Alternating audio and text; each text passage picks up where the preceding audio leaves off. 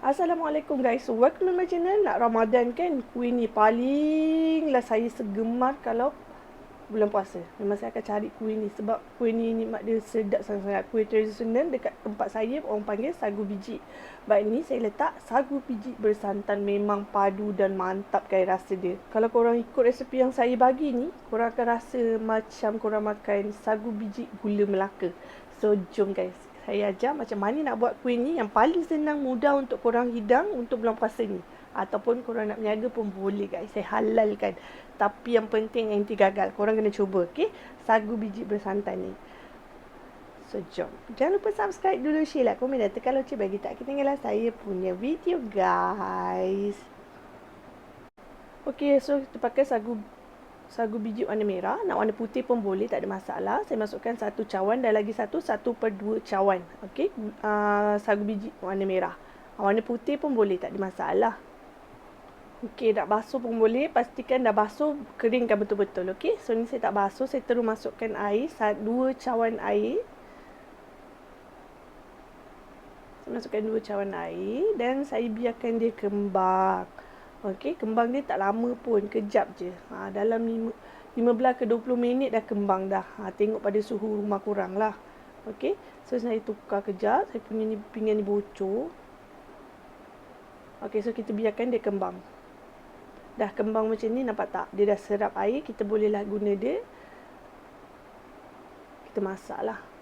Sebab apa kita masak? Sebab kita nak campur dengan santan. Kenalah masak. So ni, masukkan kita punya sagu biji yang kita dah rendam tu. Okey, masukkan air 1 cawan sahaja. Saya masukkan parti sirap sedikit, nak rasa sirap. Tapi kalau korang tak ada, boleh je skip, tak ada masalah. Tapi kalau korang pakai sagu biji putih, korang kena pakai pewarna merah. Ataupun sirap pun boleh. Ikut korang lah mana yang korang nak rasa. Saya lebih suka rasa sirap. Bau kenakan sirap tu mantap guys. So buka api yang perlahan, korang kacau sampailah semuanya ni kering. Okey. So kita masakkan dia dengan api yang sedang dan kacau, jangan tinggal lah. Kalau tinggal, hangitlah. So kacau, saya akan skip sedikit untuk cepatkan lah. So korang boleh tengok proses dia jadi sampai lain. Macam tu lah. Okay, bila dah kering betul-betul dah tak ada air, baru korang masukkan santan. Saya pakai santan pekat, okay? 1 cawan santan pekat. So gaulkanlah dia, sebatikanlah kuih korang tu balik. Sampai dia pekat balik, jadi seperti dough balik. Okay, saya pakai kuali yang tak melekat macam ni. InsyaAllah dia tak akan melekat guys. So korang kacau. Nak pakai santan kotak pun tak apa, tak kisahlah sukatan apa pun untuk santan korang. Janji korang pakai santan pekat untuk dapat lagi enak, sedap, perfect. So gaulkan dia sampailah dia jadi dough dan santan dia pun dah sebati semuanya. Kejap saya nak gaul. Ni tak banyak pun guys korang buat ni untuk kalau korang rasanya, kalau korang rasa tak sampai 3 hari, 2 hari pun dah habis. Kalau korang tak ramai lah. Kalau ramai 1 hari dah habis dah ni. Okay. So ni saya tak skip, saya tunjuk korang. Yang penting jangan api kuat. Kita masak.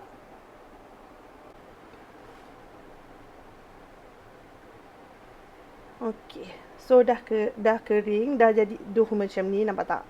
So bolehlah kita masuk proses gula pula. Dia 1/1 masuk. Saya masukkan 1 cawan gula pasir. Ni memang kurang manis. Tak manis pun, memang sukatan dia. Untuk kuih ni 1 cawan. Okey. So gaulkan dia. Bila korang masuk gula ni, dia akan cair balik. Korang boleh tengok adunan ni dia akan jadi macam ni. Adori korang kacau je, jadikan dia balik dough. Okey, jadikan balik dia dough. Okey. So dah jadi dough macam ni. And dia bolehlah tutup api. Kita akan kukus dia sekejap. Ni belum masak lagi sayang. Dia ada lagi biji-biji sagu yang belum mengembang. So ni saya pakai acuan ni, korang sapukan minyak untuk dia mudah untuk keluar daripada acuan korang. Sapukan minyak. Macam ni. Okay.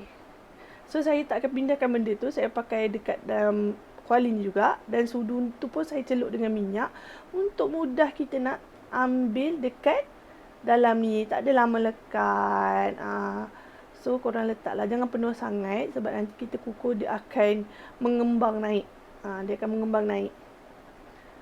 Takut tumpah daripada acuan korang. Okey. So sukatan ni korang boleh buat.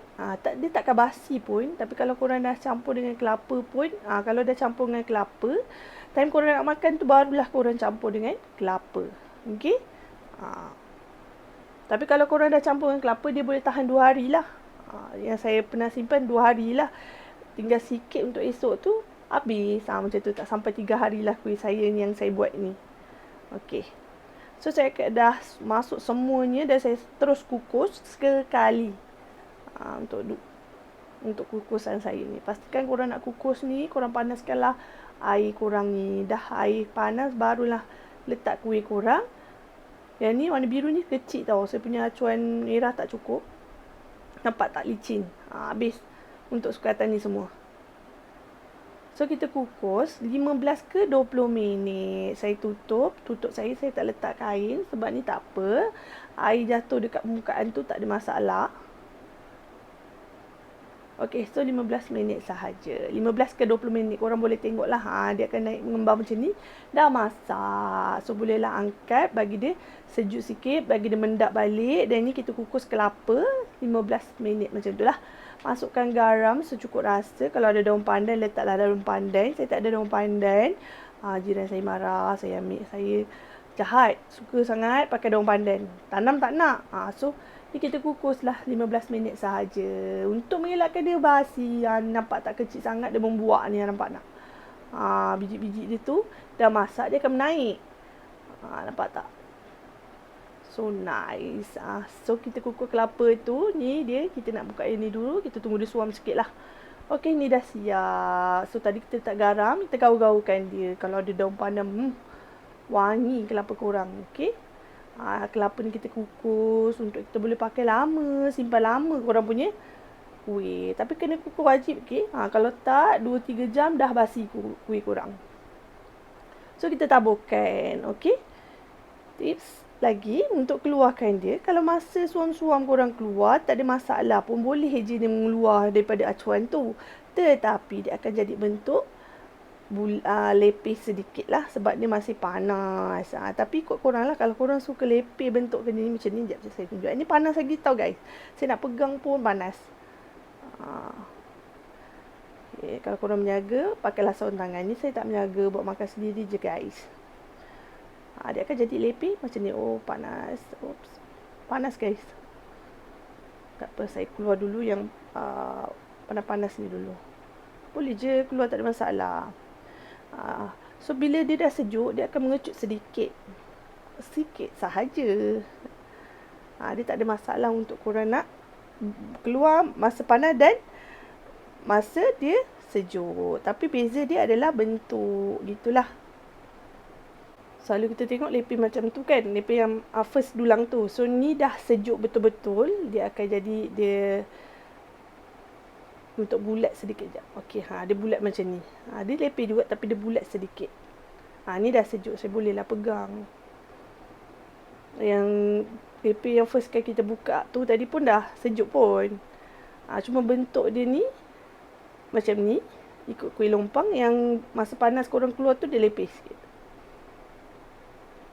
Okay, kalau korang nak cantik, mana korang nak lepis, korang keluarlah masa panas-panas. Kalau korang nak ikut bentuk kuih lompang ni macam ni, korang tunggulah dia betul-betul sejuk baru keluarkan daripada acuan.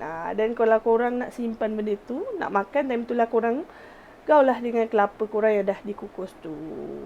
Okey, so ni hasil yang dah sejuk, nampak tak? Dia jadi bentuk macam ni. Saya lebih suka first lah bentuk yang lepis tu daripada yang bulat ni. Saya suka yang ni. Saya memang selalu beli lepis macam ni dekat tempat saya. Okay, so selamat mencuba guys. Kita tengok dalam dia mantap guys. Lembut sangat-sangat. Berlemak sangat-sangat. Korang kena cuba guys. Buat untuk bulan puasa ni. Okay. Rasa dia memang sedap sangat-sangat bila kita buat sendiri. Saya sendiri yang buat. Saya sendiri yang suka sangat-sangat. So selamat mencuba guys. Okay, nak buat kuih, dengarlah elok-elok apa yang saya ajar ni. Janganlah cakap saya membebel. Saya ajar dengan ikhlas dan hati nurani guys. Selamat berpuasa dan kita jumpa next video. Assalamualaikum guys. Selamat mencuba.